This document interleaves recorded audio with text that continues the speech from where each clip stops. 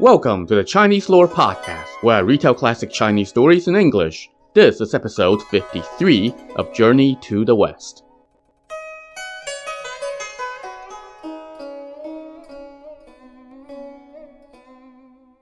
Last time, after the local demon, the great king of numinous power, used some ice shenanigans to abduct Zang, the three disciples found his lair at the bottom of the heaven-penetrating river.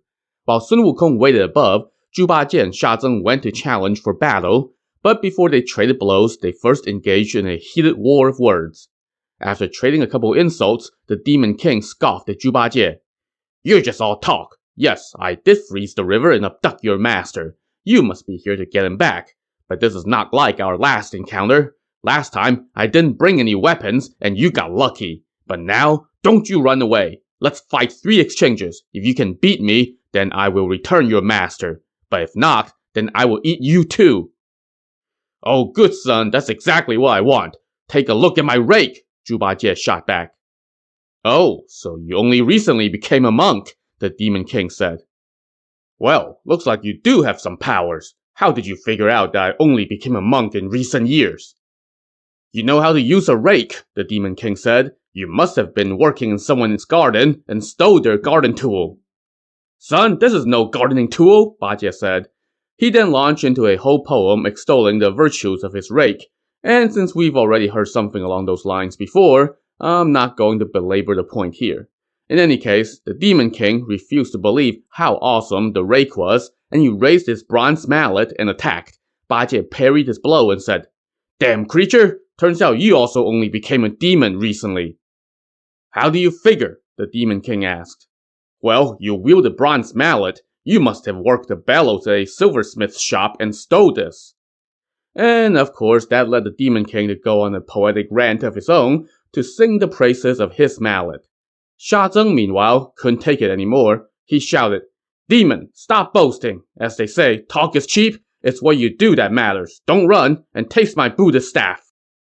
The demon deflected Sha Zeng's attack and said, "You're a recent convert too."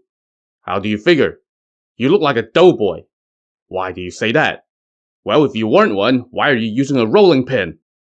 And so Sha Zeng explained the awesomeness of his demon-taming staff. Now that everybody had a chance to boast about their weapons and drag this chapter out some more, the three finally got down to trading blows for real. It was a ferocious battle that lasted for 4 hours, and still neither side had the upper hand. Seeing that they weren't going to beat the demon, Bajie flashed Sha Zeng a look, and both of them pretended to fall back in defeat. The demon shouted to his lackeys, "Little ones, defend this position. I will chase down those scoundrels and capture them so you can eat them." So the Demon King now darted through the water and chased Bajie and Sha Zeng to the surface of the river. Well, Sun Wukong was waiting up top, watching the river closely. Suddenly, he noticed the waves churning and roaring. Bajie was the first to leap out of the water. He jumped onto shore, shouting, "He's coming! He's coming!" Sha Zeng was the next to get out, and he also told Wukong that the demon was right behind him. Just then, they heard the demon shouting, "Don't you run!" But as soon as the demon surfaced, Sun Wukong shouted, "Taste my rod!" and attacked. The demon dodged his blow, and the two now fought on the bank of the river. But within 3 exchanges, the demon recognized that he was no match for Sun Wukong, so he feigned the blow and dived back into the water, vanishing into a river that was now just as calm as before.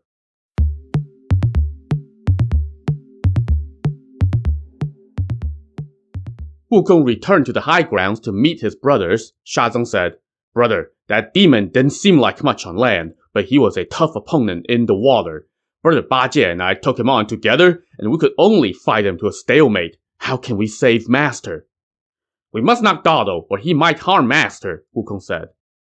Bajie now suggested, "Brother, let me go lure him out again. This time, don't make a sound. Just wait in the air. When he pokes his head out, just hit him on the head really hard. Even if you don't kill him, you will daze him, and then I can finish him off with my rake."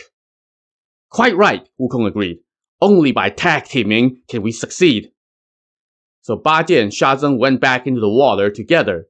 The Demon King, meanwhile, had fled back to his palace. His new sworn sister, the Mandarin Fish Demon, said to him, "My lord, it's a good thing you were smart enough to run for your life. Another few exchanges against that monk, and you would be done for. But I recognize him. Who is he? Years ago, when I lived in the East Sea, I heard the old Dragon King sing his praises. He is the handsome Monkey King, the great sage equal to heaven who turned heaven upside down 500 years ago. Now he has joined the Buddhist school and is protecting the Tang monk on his pilgrimage. He is called Sun Wukong, the Pilgrim. He has great powers and can turn into many things. My lord, how could you poke that hornet's nest? Don't fight him anymore. Just then, a lackey reported that Zhu Bajie and Sha Zeng were back, demanding battle again. But the Demon King said, "My sister is right. I'm not going back out there. Let's see what they can do about it." So he ordered his lackeys to shut the gates tight and not open, no matter what their foes said. So the demon lackeys barricaded the gates with rocks. Bajie and Sha Zeng called out in challenge for a long while, but got no response. Zhu Bajie then tried to smash the door in with his rake, but it was shut tight and won't budge no matter how hard he hit it. Sha Zeng advised that they should huddle with Sun Wukong about how to proceed, so the two of them returned to the surface. Wukong was hanging out in the sky, waiting to strike, but when he saw only his fellow disciples come back out, he came down and asked what happened. Bajie and Sha Zeng told him that the Demon King was refusing to come out and had barricaded the door. "In that case, there's nothing we can do," Wukong said. "You two stay on the bank and keep watch. Don't let the demon go anywhere. I'll be back." "Brother, where are you going?" Bajie asked. "I'm going to see the Bodhisattva Guan Yin to find out where this demon came from, and then I'm going to find his ancestral home and capture his family and neighbors so that we can save Master." "Brother, that's a waste of time," Bajie chuckled. "It's my time to waste. Don't worry, I'll be right back." And with that, Wukong zoomed off for the South Sea. Within an hour, he descended on Mount Potalaca, the abode of Guan Yin. He saw the 24 spirits, along with the Mountain Guardian, aka the former Black Bear Demon, Sudana, aka the former Red Boy, Mujia, Guan Yin's top disciple, and the Pearl-bearing Dragon Maiden, Guan Yin's attendant. They all greeted him, and he told them that he had business with Guan Yin. But they told him, "Guan Yin left this morning and did not allow anyone to accompany her. She went into her bamboo grove alone to relax. She knew that you would come today, so she told us to wait for you here and tell you that she can't see you right away. Please wait over there by the cliff for a bit. When she comes back out, she will explain everything." So Wukong sat down. Sudana, aka Red Boy, immediately approached, bowed, and said, "Great sage, thanks to your goodwill previously, I was fortunate enough to be taken under Guan Yin's wings. I never leave her side and wait for her command by her lotus dais. It's a great kindness and compassion." Wukong smiled and replied, "You were blinded by your demonic powers, but now you have attained the true way. Only now do you recognize how kind I was." But while they chatted, Wukong was getting impatient. He said to the spirits, "Please go announce me. If we delay, it could cost my master his life." But all the spirits refused, since Guan Yin had specifically instructed them to wait for her to come out. Wukong, however, just couldn't wait a second longer, and he ran into the bamboo grove. He looked around and saw Guan Yin sitting cross-legged on a mat of withered reeds. Instead of her usual graceful outfit, she wore a close-fitting jacket, a brocade skirt, and no shoes. Her hair was loosely gathered into a single coil, unadorned with jewelry. So basically, she looked like she was still in her PJs. Her arms were uncovered, and her hands held a steel knife, with which she was stripping bamboo. Seeing her, Wukong couldn't wait anymore. He spoke up, "Bodhisattva, my sincere greetings." "Go wait outside," Guan Yin replied. Wukong kowtowed and said, "My master is in trouble. I have to come ask you about the origins of that demon in the heaven-penetrating river." "Go outside for now. Wait for me," Guan Yin repeated curtly. Wukong did not dare to insist, so he walked out of the bamboo grove and asked the spirits, "What's up with the Bodhisattva today? Why isn't she sitting on her lotus dais? Why has she not brushed her hair and gotten dressed? Why is she stripping bamboo in the woods instead?" The spirits told him, "We have no idea. She left her cave this morning without getting dressed and just went into the woods. She told us to wait here for you, so she must be doing something for your sake." Wukong had no choice but to wait. Momentarily, Guan Yin came out of the grove, holding a bamboo basket in her hand. "Wukong, let's go save the Tang monk," she said. Wukong hurriedly kneeled and said, "I dare not rush you. Please get dressed and ascend your dais." "No need. Let's go," she said. And so Guan Yin took to the air, and Wukong hurriedly followed. Soon, they had arrived at the heaven-penetrating river. When Zhu Bajie saw them, he said to Sha Zeng, "Brother Sun is too impatient. What kind of ruckus did he cause in the South Sea that would prompt the Bodhisattva to come here without first brushing her hair or getting dressed?" Guan Yin and Wukong landed on the bank of the river, and Zhu Bajie and Sha Zeng kneeled to greet her. She then unfastened the cord around her waist and tied it to the basket. She flew onto a cloud, tossed the basket into the river, held on to the other end of the cord, and started muttering, "Let the dead go, let the living remain." After reciting that line 7 times, she pulled the basket back up. Inside was a gleaming goldfish, still blinking and moving its scales. "Wukong, hurry up and go save your master," Guan Yin called out. "But we haven't caught that demon yet. How can I save him?" Wukong shouted back. "The demon is in this basket," Guan Yin said. Zhu Bajie and Sha Zeng bowed and asked, "How did this fish gain such powers?"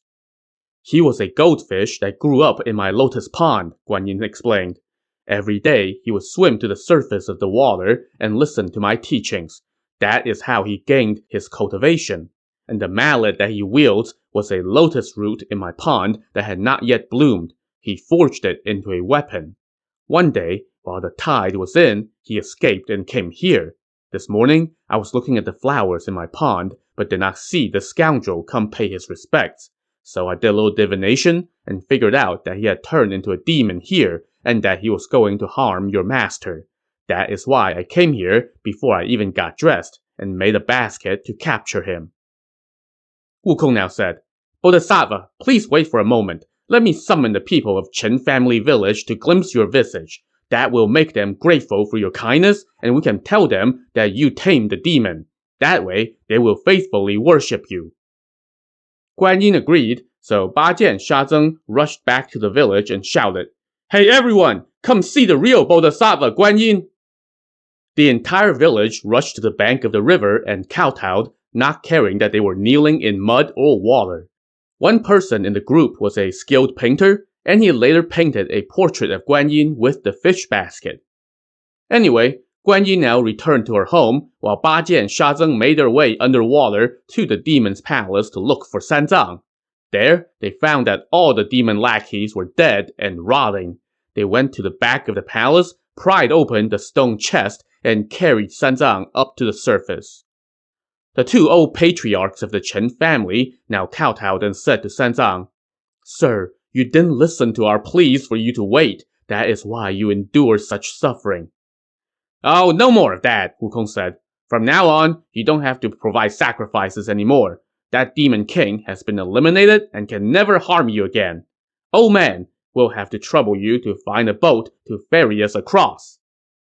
The Chen family immediately snapped to and was in a tizzy preparing boats when suddenly they heard a voice ring out from the water. "Great sage, no need for boats and no need to make them spend money. I can ferry your group across." Everyone was startled, and some of the more cowardly folks ran back to the house. The bolder ones, meanwhile, stayed back and looked on. Momentarily, a creature emerged from the water. It was an old, giant turtle.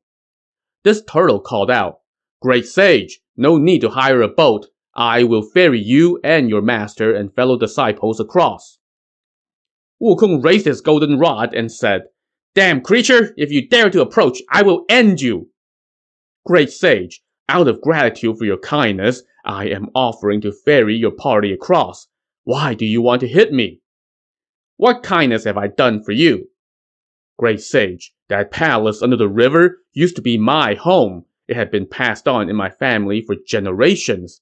Having awakened to my roots and cultivated my spiritual energy, I was practicing self-cultivation here. I renovated my ancestral home into a palace. But 9 years ago, that demon arrived here on the tide. He was vicious and fought me. He injured many of my descendants and abducted many others. I couldn't beat him, so he took over my house. But now, in order to save your master, You invited the Bodhisattva Guanyin to wipe away the evil and take away the demon. So the palace is mine once more. Now my family no longer needs to live in the mud. That kindness is greater than a mountain and deeper than the sea. Moreover, all the villagers no longer need to offer annual sacrifices. You have saved countless children. This is killing two birds with one stone. How can I not repay such kindness? Wukong was secretly delighted upon hearing that. He put away his rod and asked the turtle, "Are you truly sincere?" "Great sage, your kindness to me has been immense, so how would I dare to lie?" "If that's the case, then swear an oath to heaven." The old turtle promptly opened its red mouth and swore to heaven, "If I don't sincerely deliver the Tang monk across the river, then may my body melt into blood." Satisfied, Wukong chuckled and asked the turtle to come forward. The old turtle swam to the bank and climbed onto land. His shell was like a round white lid 4 yards across. "Master, let's hop on his back and ride across," Wukong told Sanzang. "But even that thick solid ice creaked and groaned," Sanzang fretted. "This turtle's back might not be steady." "Master, don't worry," the turtle reassured him. "I am steadier than that ice. If I so much as tilt in the slightest, then I don't get any credit." Wukong then said, "Master, among living creatures, any being that can speak the human tongue would never tell a lie." Now we know that's a lie. Heck, we have seen Sun Wukong himself lie in human tongue numerous times, not to mention all the demons on the journey west. But whatever. The pilgrims now brought Sanzang's horse onto the back of the turtle and asked Sanzang to stand to its left. Shazeng stood to the right of the horse, while Zhubajie stood behind it. Sun Wukong stood in front of the horse. But then, he worried that the turtle might pull some trick, so he took off his tiger tendon belt and threaded it through the turtle's nostrils and held onto it as if it were reins on a horse. He then set one foot on the turtle's shell and the other on the turtle's head. He held the reins in one hand and his rod in the other. And then he said, "Oh, turtle, go slow. If you so much as tilt in the slightest, I'll bonk you on the head." This is quite a way to treat somebody who's doing you a huge favor. But the old turtle did not seem to mind. He reassured Wukong and then slowly slipped into the water and swam as steadily as if he were walking on dry land. All the members of the Chen family village saw them off while burning incense, kowtowing, and muttering the name of the Buddha. They did this all the way until the pilgrims had disappeared from sight. The pilgrims coasted across the river on the turtle's back, traversing hundreds of miles in a day. When they reached the opposite bank, they disembarked and were completely dry. After stepping onto land, Sanzang pressed his palms together and bowed to thank the turtle, saying, "I have nothing to reward you with. Wait until I return from fetching scriptures, and I will thank you properly then." "Master, there's no need to thank me," the turtle said. "But I have heard that the Buddha is immortal and knows the past and the future. I have been cultivating my Tao here for 1,300 some years. Even though I have extended my life and can speak human words, I have not been able to shed my shell. When you reach the West, please ask the Buddha on my behalf about when I can shed my shell and attain human form." I will, Sanzang promised. The turtle now slipped back into the river, and the pilgrims resumed their journey west.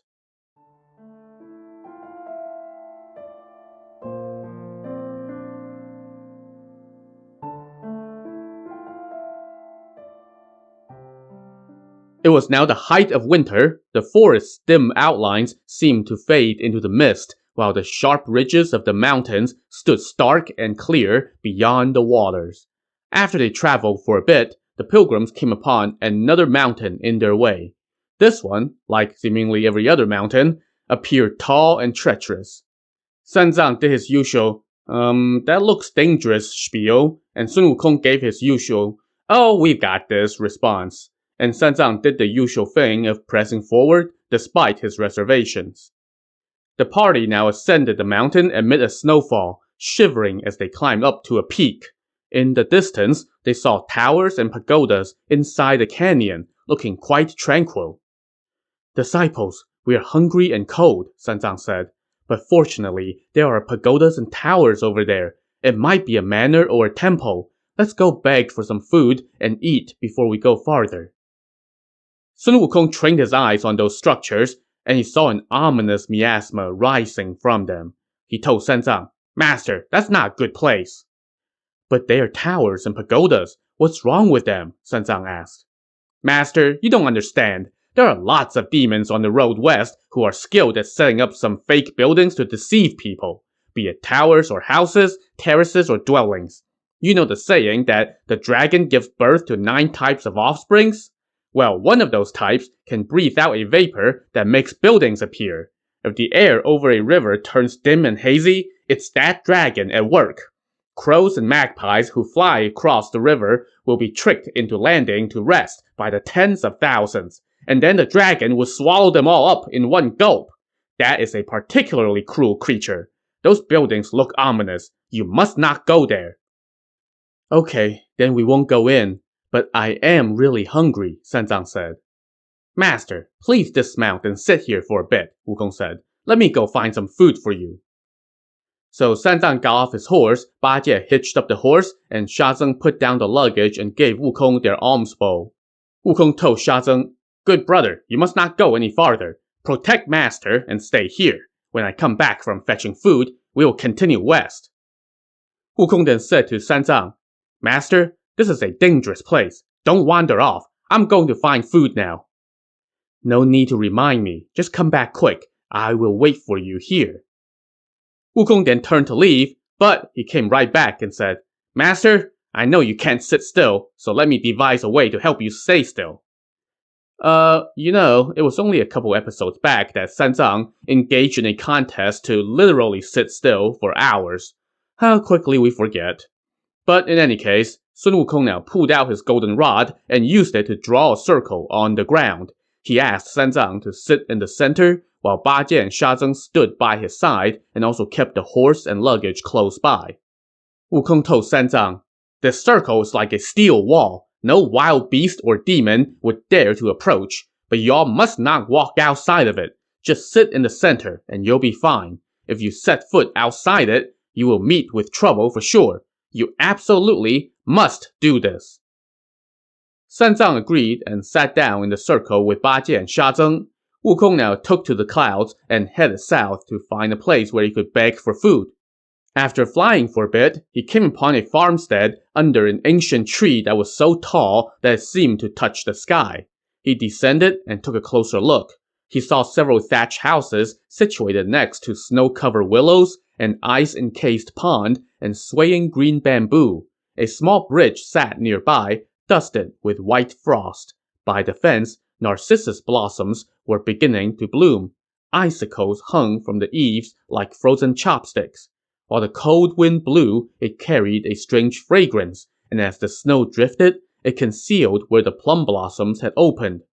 So basically, it was another scene out of a Chinese ink brush painting. While Wukong walked around the farmstead and took in the view, he heard the creak of a door. An old man came out, holding a thornwood staff, wearing a sheepskin cloak, clad in a tattered monk's robe, and wearing sandals woven from cattail leaves.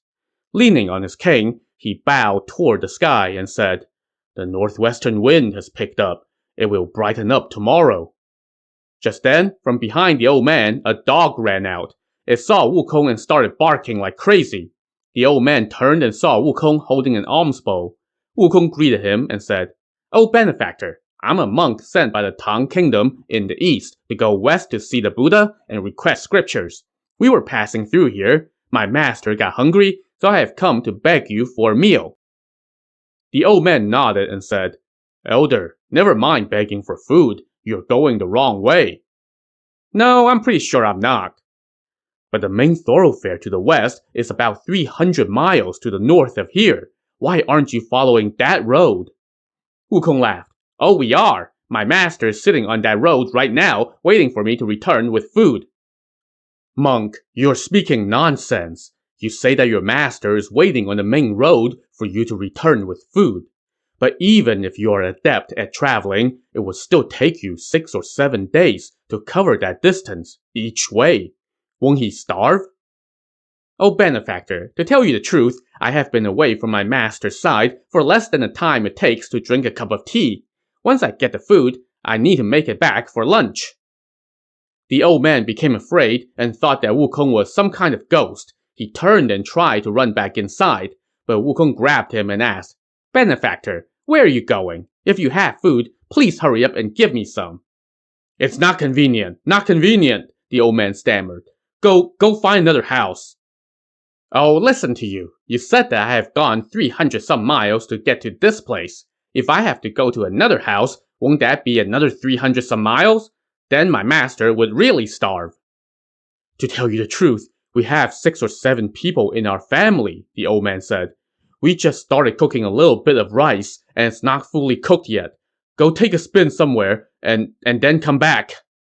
"As the ancient said, going to 3 houses is not as good as sitting in one," Wukong retorted. "I'll just wait here." The old man became annoyed at Wukong's insistence and raised his cane to conk Wukong on the head. To see if Wukong will actually get any food out of this guy, tune in to the next episode of the Chinese Lore Podcast. Thanks for listening.